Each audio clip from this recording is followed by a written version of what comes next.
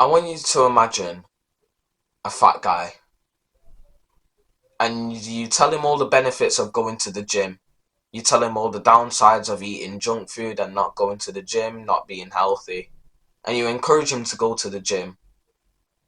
And then you tell him that if he misses one day, if he slips up once, he loses everything and he's back to zero. He's reset his account. That is the mindset that a lot of guys have when they try and quit these bad habits. They set streaks and then eventually they break those streaks and then they feel bad and they feel like they're back at square one, but that is not the case. And in this video, I'm going to explain why. So the first thing, I'm just going to like quickly get through this. If you can understand graphs, this will make sense, but then I'll explain it like further. I've got like my script here, so when I look here, it's because of the script, right? But there's this diagram. Now, if you can't read my handwriting, progress is on the y-axis, time is on the x-axis, and like this is like the trend, right? You see that the arrow here is going upwards, right? So we're making progress over time. But if we actually zoom in on this arrow below it, you can actually see that it's peaks and troughs. There's like mountains and valleys, whatever you want to call it. There's ups and downs. And on these downs, there's a relapse, right? So, for example, like for us quitting our addictions, it's a relapse. But over time, you're still making progress. Like if you use common sense, let's use the gym analogy again. We told the fat guy, like, if he misses one day, then he loses all the benefits. Any guy with common sense would realize that's stupid, bro. You're not gonna like. He's not gonna suddenly gain like 100 kilograms back. Let's say he's been going to the gym for 2 years, never missed a day, and then one day he just messes up. He's not gonna like suddenly. Oh no, I look like Nicardo Avocado. Like he's not gonna be like that, bro. Right? He's not gonna be like that. He's like he might. He won't even. Nothing would happen. Realistically, nothing would happen. And hold on, I'm just gonna look at the script. This is like you see. I just thought then. This is the thing with a lot of no-fap YouTubers as well, specifically. Like a lot of guys go to their channels hoping to quit this addiction, and no-fap YouTubers will tell them the benefits of no-fap, tell them the downsides of porn, and then encourage you to get onto no-fap, and then they have the audacity to tell us that if you miss one day and you break your streak, you lose all the benefits. And now a lot of guys are like feeling so horrible about themselves when they are naturally gonna relapse. Let's say you're 15 right now, and let's just assume you're gonna live until you're 75. You've got 60 years of your life left. Is it reasonable to suggest that you are going to do a bad habit again within those 60 years? Probably. Right, you're not gonna be like, oh yeah, I got a 60-year streak, bro. Like, shut up, bro. You're eventually gonna do the bad habit again. And that is normal. These evil companies have made it so that you are hooked onto their platform, so that you are hooked onto what they are giving you. Of course, it's gonna be, and to be honest, bro, it's gonna be harder throughout your years as like time passes on. Like technology is going to get more advanced, video games are going to have higher frame rates, consoles are going to be able to run better things, and then like smart TVs will basically be monitors. Do you know what I mean? Like things are going to change drastically. You're eventually going to do the bad habit again. This is where we gotta change how you go about quitting your addictions. Right now, you've tried going cold turkey, never gonna do it again, and it hasn't worked for you. Trust me, honestly, you're gonna have to put your trust in me, because I like to think I've made a lot of progress in quitting my addictions.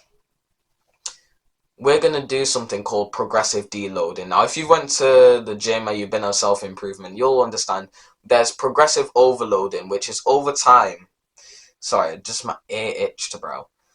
Over time, we're gonna increase the amount of weight we do in the gym, and that'll make us stronger. With addictions, we're actually gonna do progressive deloading, which is where over time we reduce how much we go in and do the thing. So, for example, maybe setting a goal for a lot of you guys, like, I hate saying you guys, that sounds cringe. You might be struggling with video games or with NoFap, right? You're going to set the goal, and this is going to hurt your ego, but I'll give you the benefits to this in a second. You're going to set the goal, like, if you do this thing every day, 1 or 2 days of the entire month, you just don't do the thing that you're trying to quit. And that's at first that's gonna sound like, ooh, I can easily do that, but if you can easily do it, why don't you? Because let's say it's a month of 30 days, you get to 28 days to do the bad habit, and then the next month after that, you maybe go from 2 days to 4 days, and then you just stick to the plan of which goal you set, and over time, you like every single month you just increase the days. One thing I will say though is that there might be some months where you actually have to go back down because it's actually getting too difficult. Because if it isn't sustainable and you're actually really struggling to achieve this goal, you're not going to sustain it as a lifestyle. And that's what we really want. We don't want to quit these addictions for 30 days. We want to do this for life. Right, you've tried quitting these addictions before. You've been subscribing to NoFap YouTubers, been subscribing to self-improvement YouTubers. You want to quit these addictions for life, so you will have to do things which will allow you to sustain it for life. Does that make sense? So let's say 1 month you do 14 days, but it was really, really difficult, and you even like failed the goal. Maybe the next month you just reduce it slightly, maybe 10 days instead of 14 again. So that's one thing. And then another thing is that when you relapse, and at least be present through it and enjoy it. Because when you get into this negative mood, what happens? When you feel negative about you doing something, or like maybe you feel bored or you feel lonely, what's going to happen? You're not going to be there and be like, I know how to solve this situation. I feel bored right now, so I'm going to do a 2 hour long study session. That'll make me happy. No, will it really, bro? Will it? Like when you're feeling emotional and you're just sad and whatnot, you're not going to be like, oh yeah, David Goggins, discipline. Like realistically, most of us, including me, are probably going to go and watch YouTube. Some of us might go and play video games. Like some of us are going to do a bad habit, right? When you're doing that, at least enjoy it. At least don't be there negative thoughts going on in your head. At least if you're gonna do it, enjoy it while it lasts. You know what I mean? Like maybe you're watching anime. And it's like, yeah, I know this is a bit Jeffrey. I know I'm being a bit of a loser right now, but I am actually enjoying this thing. So I'm gonna go and watch a bit of it, and then I'll still try and stick to the goal.